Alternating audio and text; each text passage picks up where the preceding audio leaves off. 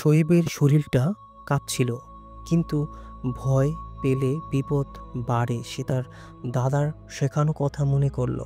তার দাদা তাকে বলেছিল, সামনে কখনো কোনো কিছু পড়লে তাকে কখনো ভয় পাবি না। শোয়েবের গলাটা শুকিয়ে গেলেও সে বলল, আপনি কে?" মেয়েটি নরম গলায় বলল, "আমি এই মাটির পরী। তোমাকে আমার অনেক ভালো লাগে। তোমার সাহস, তোমার মন, সব কিছুই আমার অনেক ভালো লাগে।" শোয়েব অবাক হয়ে যায় এটা শুনে, কিন্তু মেয়েটির চোখে সে দেখতে পায় অদ্ভুত এক কোমলতা। সে বিপদ থেকে বাঁচার জন্য মনে মনে এক বুদ্ধি খুঁজে বের করে সে বলল, আমিও আমিও তোমাকে অনেক ভালোবাসি, কিন্তু এখন আমাকে যেতে দাও, বাড়িতে দেরি হয়ে যাচ্ছে যেতে।" মেয়েটি এটা শুনে হাসল। তারপর সে শোয়েবকে বলল, "চোখটা বন্ধ করো, আমি তোমাকে এক্ষুনি বাড়ি পৌঁছে দিচ্ছি।" তো বন্ধুরা, কি ঘটেছিল শোয়েবের সাথে আপনারা সম্পূর্ণ ঘটনাটি না টেনে শুনবেন, তাহলে ভয় এবং আনন্দ দুটোই পাবেন। আর আপনারাও আপনাদের সাথে ঘটে যাওয়া সত্যি ঘটনা আমার কাছে পাঠিয়ে দিতে পারেন। আমার কাছে পাঠানোর মাধ্যম হচ্ছে voy3090@gmail.com, হুইচ ইজ voy3090@gmail.com। তো বেশি কথা না বলে আসুন আমরা ঘটনায় চলে যাই। সজীব আমাকে যেভাবে ঘটনাটি পাঠিয়েছে ঠিক সেভাবেই আমি আপনাদেরকে পড়ে শোনাচ্ছি। রাতুল ছোটবেলা থেকে ভূত প্রেত, জিন পরি, পাহাড়ের অলৌকিক কাহিনী শুনতে ভালোবাসত। তার সবচেয়ে প্রিয় গল্পকথক ছিল তার দাদা হাশেম আলী।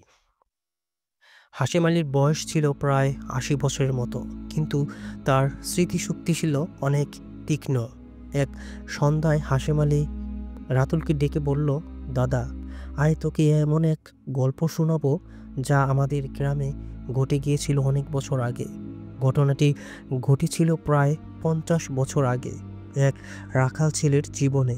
রাতুল কৌতূহল ভরা চোখ নিয়ে দাদার দিকে তাকালো।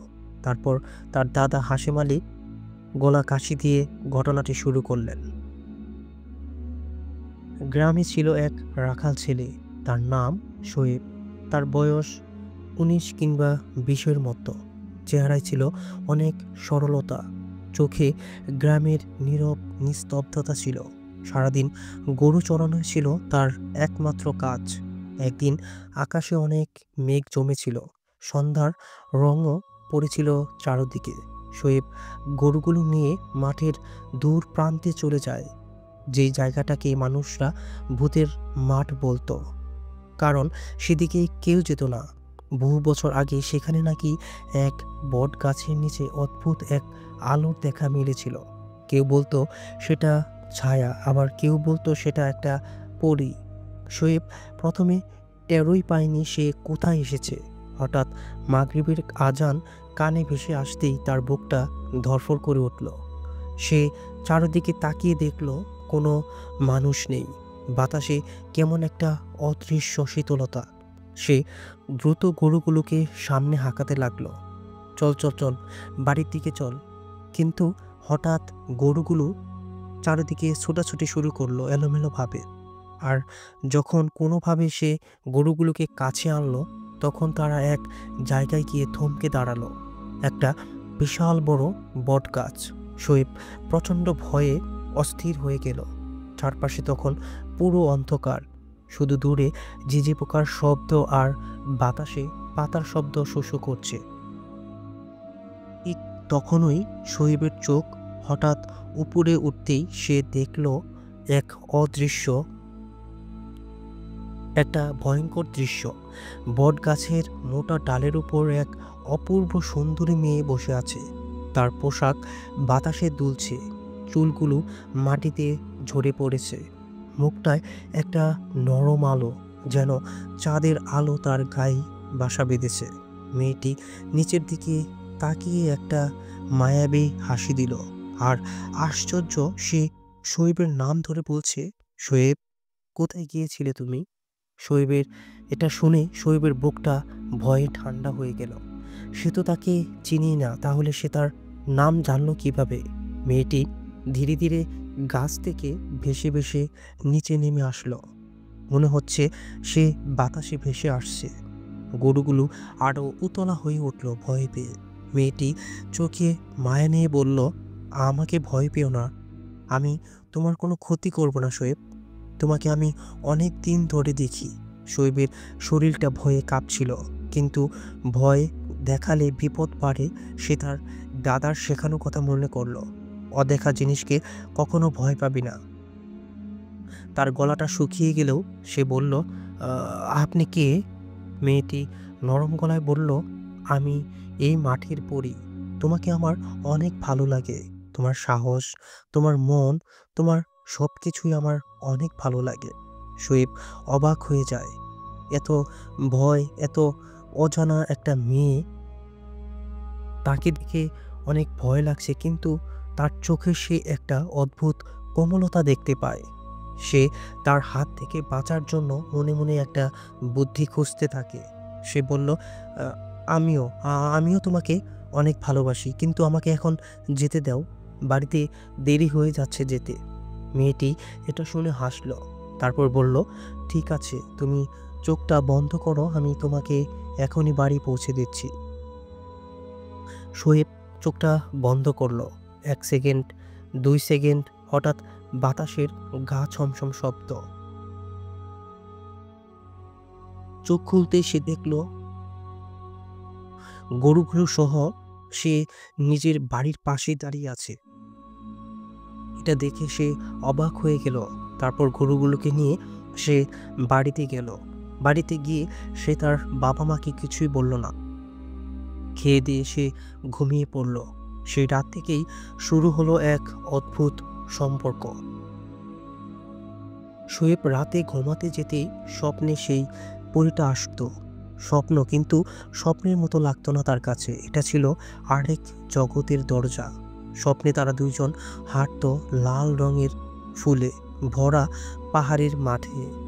পরীটা হাসতো, কথা বলতো, তাকে নিজের জগতের সব নিয়মকানুন শেখাতো। শোয়েব বুঝল এটা কোনো এটা এটা পৃথিবী নয়, এটা হয়তো অন্য একটা পৃথিবী, যেটা আমাদের পৃথিবীর সাথেই লেগে আছে। ধীরে ধীরে দুইজনের মধ্যে গভীর টান তৈরি হলো। পরীটা প্রতিদিন তার কাছে আসতো। একসময় বলল পরীটা, শোয়েব, তুমি আমাকে স্ত্রী হিসেবে গ্রহণ করবে? শোয়েব ভয়ে নয়, তার প্রেমে সে মাথা নত করে দিল তার কাছে।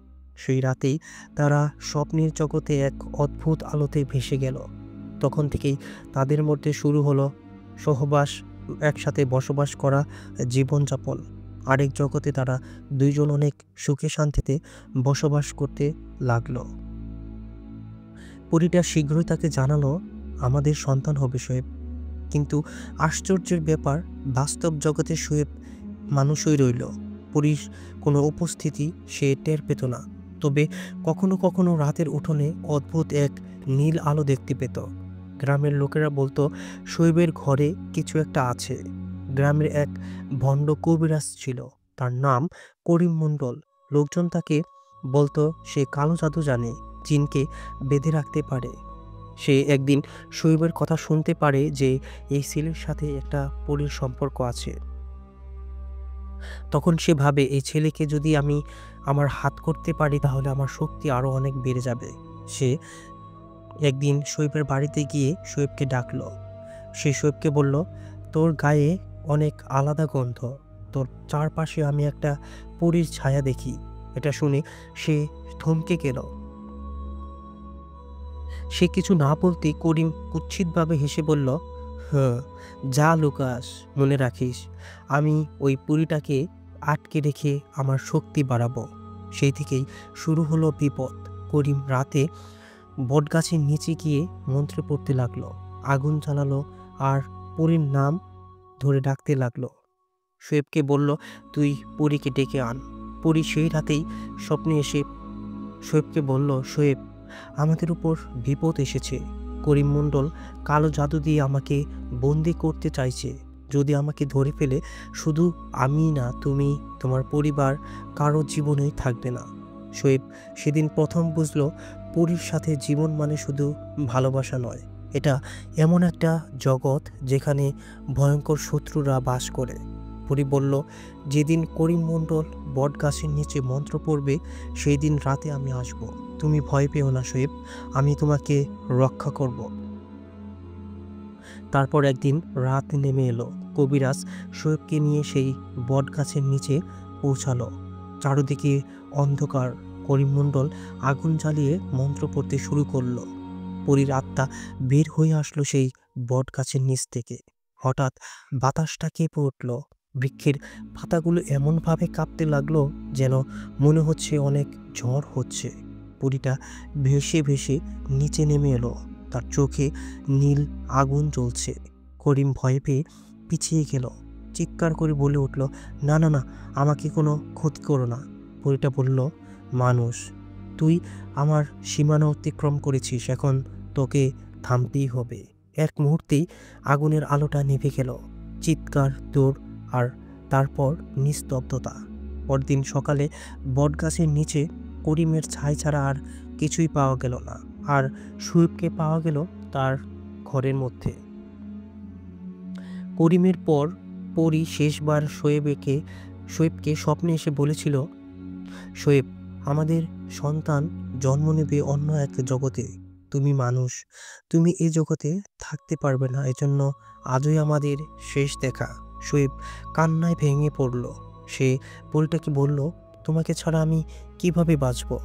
পরী তার কপালে হাত রেখে বলল, তুমি যেদিন আকাশে একটা অদ্ভুত নীল তারা দেখবে, জেনে সেটাই হবে আমাদের একমাত্র সন্তান। আমরা থাকবো শুধু অন্য জগতে, কিন্তু মাঝে মধ্যে আমরা তোমার সাথে দেখা করতে আসব। সেদিন সকালে শোয়েব ঘুম থেকে উঠে দেখল তার উঠোনে হালকা নীল আলো ছড়িয়ে আছে। সেই আলো জ্বলে উঠল কিছুক্ষণ পর, তারপর মিলিয়ে গেল অসীম আকাশে। শোয়েব দিনভর নীল আলোর স্মৃতি বয়ে বেড়ালো। আর রাতুলের দাদার শেষ কথা ছিল, দাদু, পৃথিবীতে এমন কিছু আছে যেটা আমরা দেখতে পাই না, সেটা অন্য একটা জগৎ। সেই জগতের ভালোবাসা যেমন গভীর তেমনই ভয়ঙ্কর। তো বন্ধুরা, কেমন লাগলো ঘটনাটি অবশ্যই কমেন্টের মাধ্যমে জানিয়ে দেবেন। আর যদি বিন্দু পরিমাণ ঘটনাটি ভালো লেগে থাকে আপনাদের, তাহলে চ্যানেলটি সাবস্ক্রাইব করে আমাদের পাশেই থাকবেন এরকম সব ভৌতিক ঘটনা শোনার জন্য। আর আপনারাও আপনাদের সাথে ঘটে যাওয়া ভৌতিক ঘটনা আমার কাছে পাঠিয়ে দিতে পারেন। আমার কাছে পাঠানোর মাধ্যম হচ্ছে voy3090@gmail.com, which is voy3090@gmail.com। তো আজকে এই পর্যন্তই। টাটা।